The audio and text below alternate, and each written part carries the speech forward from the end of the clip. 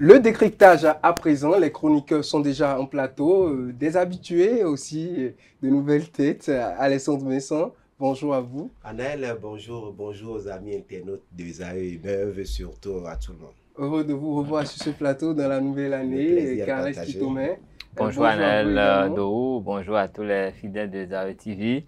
Je souhaite que l'année soit une année sportivement merveilleuse pour tous les Béninois.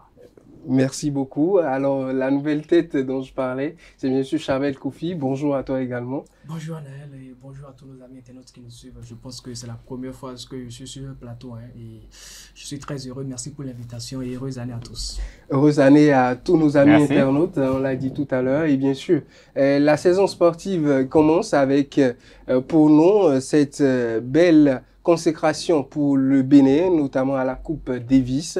Le Bénin qui se donne une qualification dans le rang mondial, en quelque sorte une qualification qui vient après 2012. Aujourd'hui, le Bénin se met encore dans les ténors, en quelque sorte, quand on parle d'aller au mondial, les ténors du tennis au niveau du monde entier. Alors, Alessandre Vincent, ces 2 jours de compétition, vous les avez suivis de près.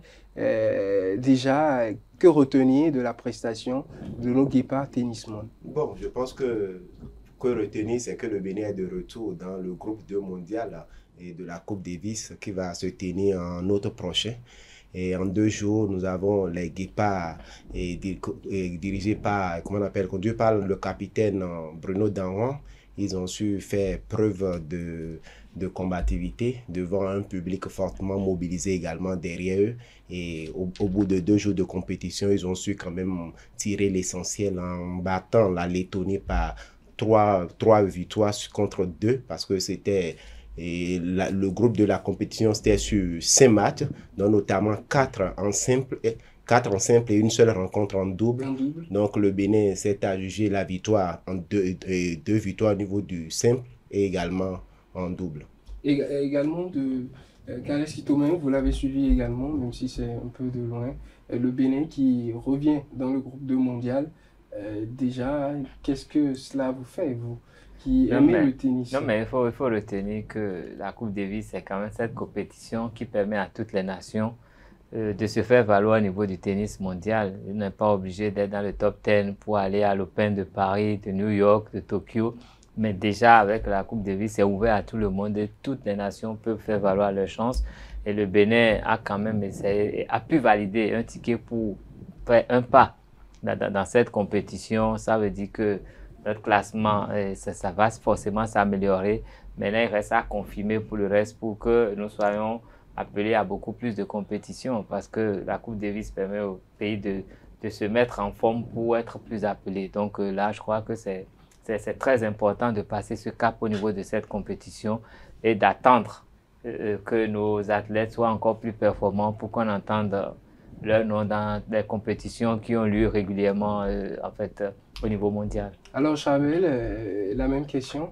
Oui, je pense que c'est une qualification qui vient à point nommé parce que, vous le savez, après d'abord l'élimination que je peux dire un peu tragique lors de la dernière édition où on devait être à rencontre, on n'a pas pu. Cette fois-ci, je pense que les garçons, ils ont su se mettre dans la peau de celui-là qui veut aller loin et là, ils ont tout donné. La première journée était vraiment serrée, c'était sorti par 1-1 et après, Oui, une victoire de chaque côté. Tout s'est joué à la deuxième journée où surtout moi, j'ai été un peu sidéré par la paix à Alexis Clégou et bien sûr le jeune Prince Gandoul qui lui a émerveillé. C'est tout simplement la révélation de cette édition-là. Et je pense que si nous pouvons continuer à travailler avec ces garçons, nous pouvons continuer à travailler avec ces jeunes-là, nous pourrons faire beaucoup de choses puisque, il faut le dire, cette qualification, ce n'est pas le fruit du hasard. On l'a raté depuis. On avait terminé 3e lors de l'édition régionale où on n'a pas pu valider notre ticket, mais malheureusement, nous sommes obligés de passer par les barrages. On a eu la chance d'avoir la Lettonie, une équipe aussi qui n'est pas aussi très flamboyante, il faut le dire, mais rien de facile. On a su se surpasser. Et là, la qualification hier au bout. Félicitations aux garçons et bonne chance pour la suite. Bonne chance pour la suite. Alessandre, qu'est-ce qui a été le déclic pendant ces 2 jours de compétition pour que le Bénin se refasse une confiance? Parce que la première journée, on finit un partout une victoire de chaque côté. Le Bénin qui amorçait la deuxième journée avec un peu moins de confiance en soi, mais qui remporte le match en double à l'entrée de la deuxième journée. Déjà, qu'est-ce qui a été le déclic pour l'équipe béninoise? Non, je pense qu'au sorti de la première journée, tout le monde avait déjà vu ce qu'on avait en face. Du côté de la Lettonie, on avait Robert Strombach qui est dans le groupe des Lettons qui était à Cotonou. Robert était le plus bien classé au niveau. Il a vraiment donné de fil à retordre. Exactement. Robert Strombach qui est classé dans les 400e au niveau du classement ATP, alors que les notes ne sont pas du tout classé. Et en face de lui, il avait eu en face de lui Alexis Clégou, qui est quand même un doyen au niveau du tennis béninois. Alexis Clégou qui était venu pour coacher d'une certaine façon, mais qui se retrouvait qui se retrouve également simplement parce qu'à un moment donné, on s'est dit, il vaut mieux prendre une personne qui a de l'expérience pour encadrer les jeunes. Du côté de la Lettonie, vous verrez que les joueurs qui étaient venus, Strombach était pratiquement le plus expérimenté. On a eu plus de jeunes. C'est vrai qu'ils sont plus présents sur le terrain, mais c'est des jeunes qui ont été encadrés par un plus expérimenté. Du côté de Bénin, on a fait confiance à Alexis Clégou pour encadrer les jeunes. Et on l'a vu lors de la première journée, sur la première rencontre face à Robert Strombach, il a perdu 2-1. Il a perdu 2-1, autant pour moi, 2-7 à 1, pardon. Il a perdu 2-7 à 1. Robert Strombach avait remporté le premier set, le deuxième set, il a remporté, mais au troisième set, on a constaté que les réalités de la compétition professionnelle ont eu raison de lui, simplement parce que Alexis Clégou, depuis plus de 5 à 6 ans, n'est plus trop dans les compétitions de haut niveau. Il est plus un entraîneur maintenant et il joue par moment, ce qui dit que l'autre a eu plus le dessus face à lui et lors de ce match. En deuxième heure, on a eu le jeune Prince et Patrick Kalom Agbokmanzo qui était en face de Daniel Tens, également un très jeune du côté de la Lettonie. Et Patrick a permis au Bénin de revenir dans le truc. Ce qui dit que au deuxième jour, tout le monde se disait que ça devait passer ou pas. Il faut simplement aller comme il faut, à fond. On ne s'attendait pas à voir d'entrée au niveau du double. On s'attendait à voir Prince Gandono et comment on appelle Sylvestre Mono, mais les quatre ont été renversés. On a vu Alexis Clégou qui est venu avec Prince Gandono. Bon, peut-être vous allez y répondre avant que Chabel n'y réponde. Oui. Est-ce un choix stratégique de faire jouer le numéro 1 béninois totalement à la dernière rencontre, le match face à Daniel Tins, je crois, la dernière rencontre, de faire jouer le numéro 1 béninois qui pouvait peut-être profiter à cette équipe déjà dès les premières rencontres, Sylvestre Monou, qu'on retrouve dans le dernier jeu. Est-ce stratégique ou tout simplement le Bénin manque peut-être de joueurs de tennis monde? Non, aucunement. Ça a été stratégique. Des deux côtés, hein, parce que quand vous prenez la Lettonie a tablé sur pratiquement deux joueurs. Voilà, pratiquement deux joueurs. On a vu Robert Strombach lors du match numéro 1. On a vu Daniel Tens lors du match numéro 2. En double, on a vu les deux. Et les deux simples de la dernière journée, on a vu également Robert et Daniel Tins. C'est-à-dire qu'on joue sur les joueurs qu'on pense qu'ils peuvent vraiment faire la différence. Ça a été la même chose du côté du Bénin. La belle preuve, vous verrez que au deuxième jour, lorsque le Bénin a pris la victoire dans le double, la rencontre numéro 4, simple, on a ramené Robert Strombach qui, sincèrement, a prouvé qu'il était au-dessus de Patrick et Kalom Agbokmanzo, qu'il a expédié en 2-7 à 0.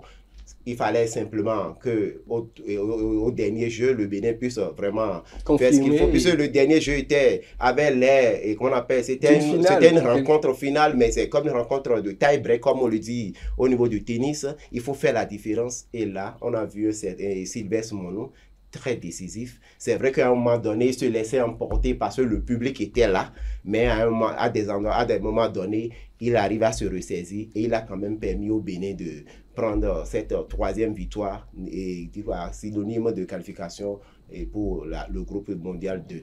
Alors, Chabel, le choix de Sylvestre Monou pour la dernière rencontre, stratégique ou non? Stratégique, bon, j'irai dans les deux sens. Stratégique déjà parce que il faut garder le meilleur pour la fin. Et vous savez, en tennis, c'est pas forcément comme au football où lors des séances de tirs au but, on décide de faire jouer en premier le meilleur joueur pour permettre à ce que les autres puissent lui emboîter le pas.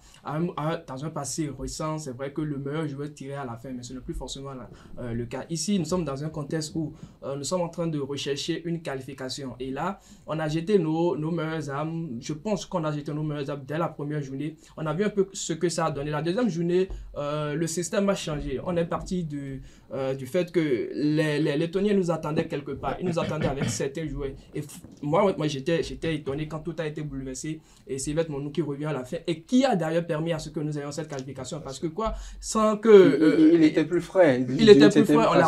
On l'a réservé juste. Bon, je ne sais pas s'il y a d'autres choses autour, mais je pense qu'on l'a réservé pour la fin et pour cette victoire-là. Il a assuré. En 2-7, il a battu le Lettonien 6-3, 6-3 et là, ça lui permet de donner cette qualification au Kepa. Et l'autre chose aussi, il faut le dire parce que c'est vrai que c'est un peu bizarre quand on voit les Alexis Clérou revenir pour disputer. On se demande un peu, est-ce qu'il n'y a plus de tennisman? J'en venais d'une certaine façon.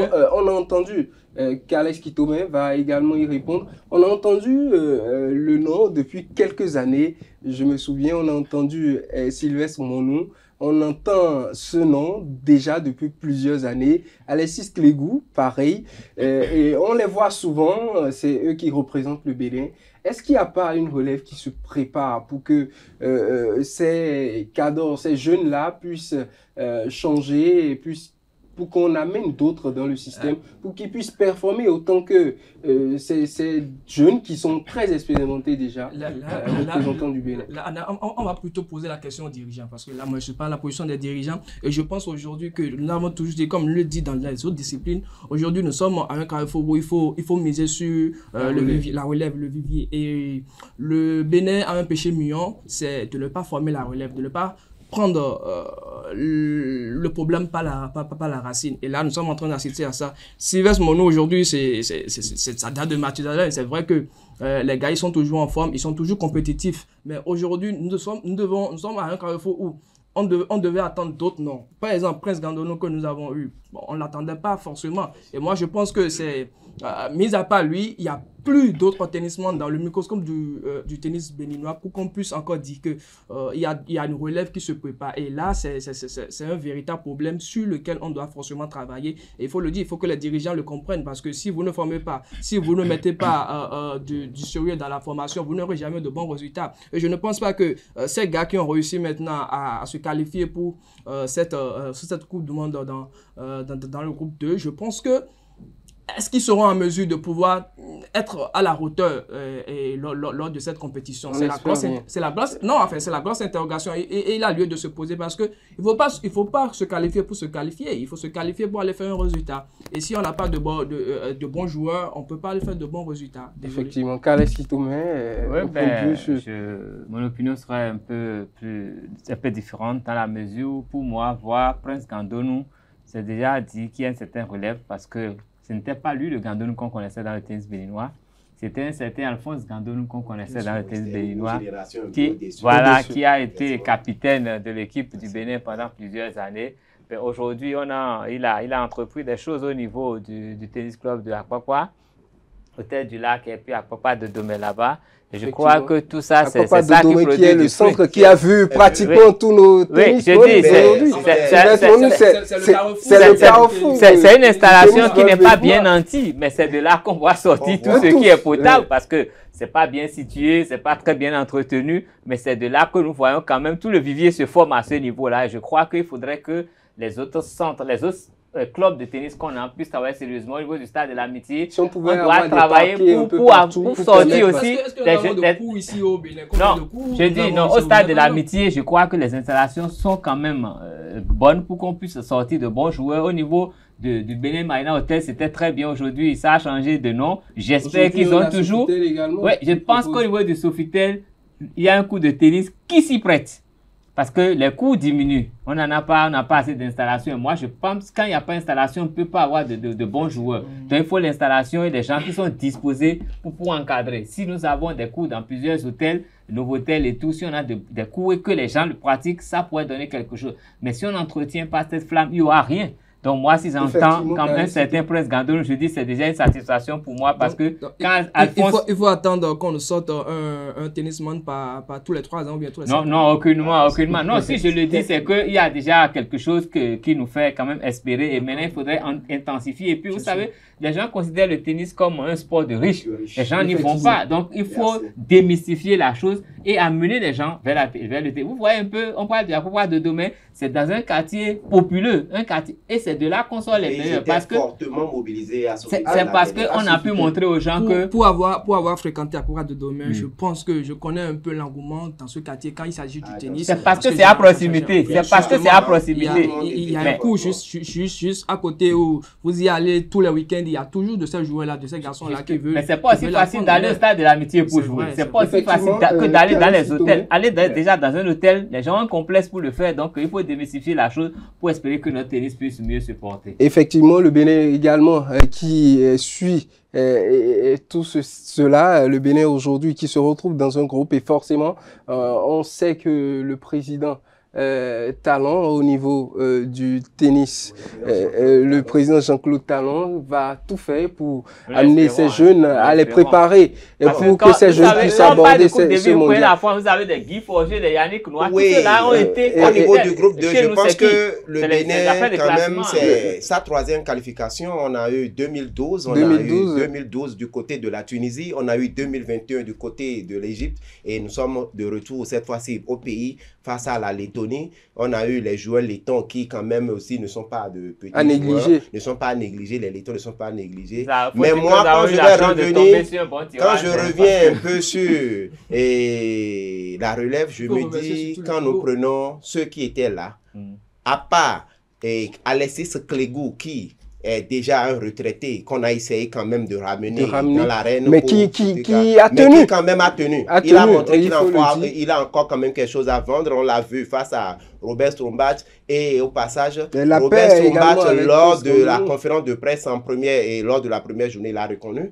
Il a dit, sa surprise à lui, c'est de pouvoir et de voir la résistance que Alexis lui a opposée. Alexis qui est un joueur qui n'est plus trop en activité face à lui, de par son classement, que ça a été sa surprise. C'est dit quand même qu'il s'attendait à expédier ses rencontres en 2-7 pratiquement à 0, mais en face, il a vu qu'il y a eu une opposition et il a vraiment reconnu. Je pense que Alexis, pour le casting qui a fait qu'Alexis est revenu, puisqu'il était venu pour encadrer les jeunes, finalement, il s'est retrouvé en tant que joueur pour défendre les couleurs nationales. Je pense que c'est un bon casting. Maintenant, quand je reviens sur la relève, je dis, sur les 5 tennismen qu'on avait eu, à part Alexis, les 4 autres sont pratiquement des jeunes comme les lettons qu'on a. C'est vrai que c'est des noms qu'on attendait, mais quand je prends Sylvestre Monod, c'est des gens qui ont commencé très jeunes. Oui. Et qui étaient sur des cours très jeunes. Donc, aujourd'hui, beaucoup d'entre eux vivent aux États-Unis, là, parce qu'ils ont commencé ici. On a Prince et Patrick Kalom Agboukmanzo, là. On a Prince Gandono, on a Sylvestre Monod. Il y a eu également un Sadik, un autre jeune qui est là. C'est des jeunes quand même, c'est des valeurs. C'est dit quand même que il faut travailler. Il faut maintenant leur permettre. Non, c'est des gens qui quand même ont un certain niveau. Il faut pouvoir leur permettre d'aller à des compétitions, de pouvoir avoir plusieurs compétitions à l'international pour maintenir le niveau. En retour maintenant, il faut qu'on puisse booster le développement du tennis au plan national, permettre aux gens de démystifier cette discipline. Et le président Jean-Claude Talon l'a souligné en ouverture de la compétition devant le ministre. Il faisait une doléance par rapport aux infrastructures. Il a attiré l'attention qu'on fasse vite, parce que du côté du stade de l'Amitié, où on a le tennis club de l'Amitié, ça a été rasé. Il n'y a plus rien là. Donc, il y en a plus. Aujourd'hui, le président a même demandé les stades qui ont été construits à travers les départements. Normalement, on doit pouvoir avoir des aires de tennis dessus, des cours de tennis dessus. Le président Jean-Claude Talon a mis l'accent là-dessus. Il a fait cette doléance auprès du ministre, sans oublier les infrastructures, que ce soit à Vlékété et du côté de Vlékété pour tout ça. Il a quand même mis l'accent dessus. C'est dit quand même que on a des jeunes qui pratiquent la discipline. Il faut maintenant assez de cours Parce que quand vous mettez des cours de tennis dans les hôtels ne font pas de l'aumône. Vous y allez, vous payez les heures pour pouvoir jouer dessus. Alors qu'on dit déjà qu'on considère cette discipline comme une discipline de riches. Si on va amener nos jeunes dans ces conditions, je pense qu'il y a une barrière que nous-mêmes, nous imposons aux jeunes. Il faut forcément qu'on puisse, au même titre qu'on a les terrain de football, qu'on puisse maintenant mériter à avoir assez de cours de tennis à travers ce que moi j'ai vu à Sofitel la dernière fois. Je pense que même la fédération avec des partenaires peuvent avoir ces gens des infrastructures à travers les départements. En attendant que le gouvernement également ne joue sa partition pour mettre l'infrastructure à disposition. Je me rappelle avec beaucoup de plaisir tous ces semaines qui venaient de Natitengou. Je me rappelle certaines chaps juste parce qu'ils avaient un cours de tennis à leur portée. Ils ont fait des merveilles, ils ont fait des finales ici. Donc je crois qu'il suffit de disposer des cours et qu'il y ait quelques formateurs puis le reste donc il faut ça. Aujourd'hui, si nous parlons de Gloriana Naoum, Gloriana a commencé ici avant de partir. Donc c'est dit quand même que nous avons des valeurs, on a des jeunes qui peuvent vraiment, si on les encadre, maintenant, encadrement et puis ça y est. Et ça peut y aller. On espère bien et je crois que dans la dynamique du chef de l'État, surtout sa dynamique pour le sport, beaucoup de choses seront faites pour que le Bénin puisse performer au cours de cette compétition. Peut-être que quand il va faire le tour des communes là, pour remercier les Béninois, on va mettre en place des projets pour installer des Alors, il faut la politique du ministère des Sports pour cette année 2025, il y a assez d'infrastructures. On l'a vu donc, déjà, le stade René Pleven, ça a déjà en quelque sorte été annoncé et ça va commencer bientôt. On va parler à présent, bien sûr, du tirage au sort avant de terminer. Le tirage au sort du Bénin pour la Coupe d'Afrique des Nations. Le Bénin qui se retrouve dans le groupe D, aux côtés des équipes déjà connues et une nouvelle équipe. On retrouve le Bénin avec le Sénégal, avec la RDC. Et bien sûr, à la fin, on retrouve le Botswana, déjà une équipe béninoise qui va à la CAN, qui retourne à la CAN après 2019, qui se retrouve face au Sénégal. Le Sénégal qui nous avait sorti lors de l'édition précédente. Il y a 4 ans. Voilà, il y a 4 ans, effectivement. L'édition précédente pour le Bénin et la participation. La dernière participation du Bénin. Aujourd'hui, la RDC, une équipe connue également. Le Bénin a déjà des antécédents avec cette équipe. Dans ce groupe, quelles sont les chances de l'équipe béninoise? Je pense que déjà le Bénin ne pouvait pas espérer mieux comme tirage au sort. Quand vous vous retrouvez face au Sénégal, une équipe que vous connaissez très bien pour l'avoir déjà défié à la CAN et une équipe qui a été bourreau en quart de finale comme vous l'avez dit. Une équipe qu'on a affrontée encore tout récemment ici au Stade Général Mathieu Kouji arrive un but partout. Donc on connaît très bien cette équipe-là. La RDC également qu'on a eu la chance d'affronter lors des éliminatoires de la Coupe du Monde au Qatar 2022. Un match qui ne s'est pas bien passé pour le Bénin, bien sûr à Kinshasa. Un match que le Bénin était en ballottage favorable pour être barragiste, pour jouer le barrage. Malheureusement, il nous fallait une victoire ou un match nul contre cette équipe de la RDC pour avoir la chance de jouer le barrage. Mais ça s'est mal passé. Défaite à Kinshasa, 1-0. Après, 2-0 bien sûr. Après, il y a eu la polémique autour de changements. Le Bénin n'a pas fait ça. Réclamation à temps et il y a tout ça là. Donc il y a une histoire derrière toutes ces deux équipes là. Donc je pense que on va dans cette compétition en position de quelqu'un qui connaît déjà son territoire. Le Sénégal, on le connaît très bien. La RDC, on le connaît très bien. L'inconnu maintenant, c'est bien sûr le Botswana. L'équipe qu'on doit la plus redoutable pour moi, ça reste mon avis, la plus redoutable dans ce groupe. Une équipe qui s'est... On ne connaît presque rien de cette équipe-là. Une équipe qui s'est sortie d'un groupe composé de l'Égypte, de la Mauritanie et le Cap-Vert. Cap-Vert, Mauritanie, tous deux quarts de finalistes de la dernière CAN en Côte d'Ivoire.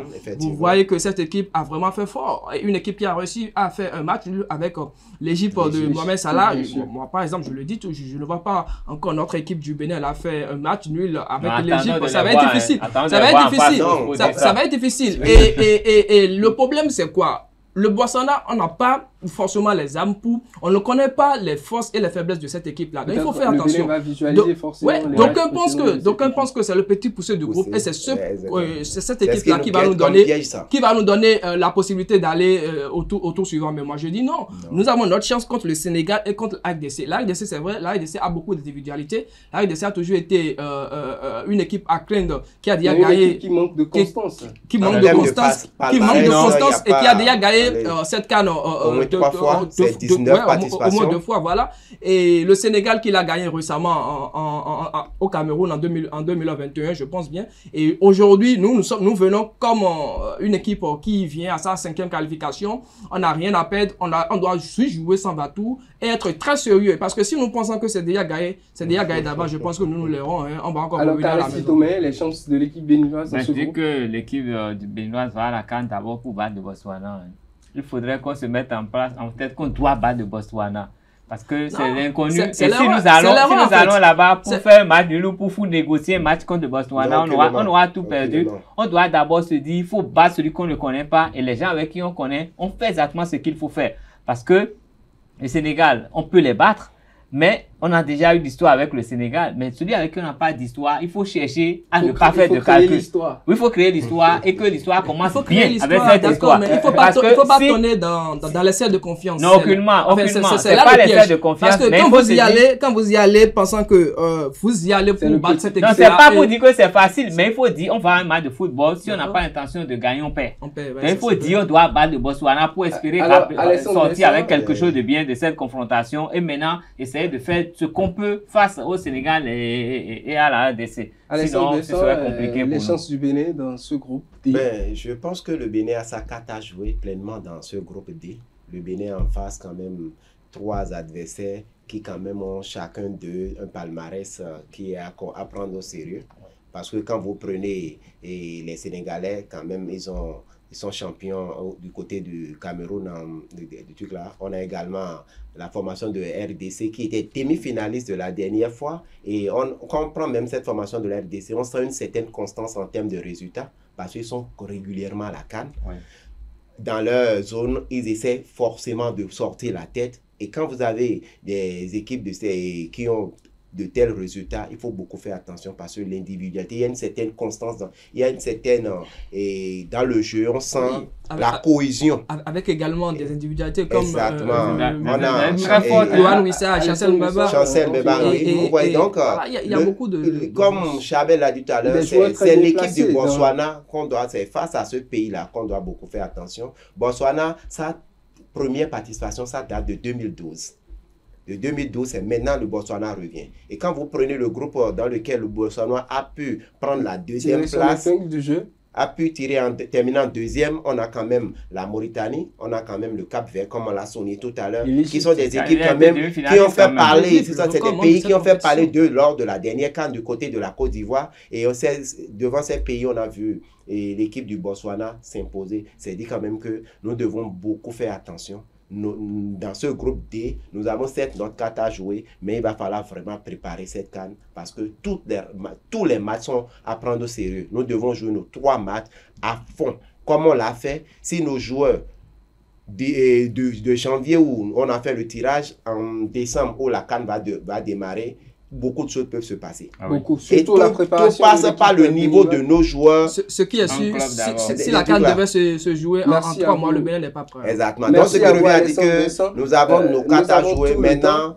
prions que nos joueurs soient vraiment en forme et qu'on retrouve également cette solidarité qu'on a observée lors des éliminatoires. Non, dans le jeu, comme on l'a vu pendant les éliminatoires. La cohésion et la solidarité entre les joueurs, je pense que nous avons... On espère que le Bénin fera mieux qu'en 2019. L'objectif, c'est ça. Faire mieux qu'en 2019, sortir de groupe. En demi-finale. On doit pouvoir d'abord sortir de phase de poule. On doit pouvoir ramener une victoire. Il ne faut pas qu'on sorte avec les matchs nuls. l'habitude. Il faut aller avec cet objectif. Parce que l'objectif ici, le Bénin a disputé 5 Coupes d'Afrique des Nations. Jamais de victoire en phase finale. Je pense que c'est le challenge. Le challenge, c'est d'aller chercher au moins une victoire. Une victoire et maintenant de sortir de groupe. Je pense que le reste, on verra le reste. Merci à vous. Mais nous avons battu le Maroc, c'est une victoire. Même si c'était un match nul. On n'a pas battu, c'est un match nul. On a gagné. Merci Kales Kitome, merci Charbel, merci Alessandre Besson, chers amis internautes. Et voilà, le bal commence.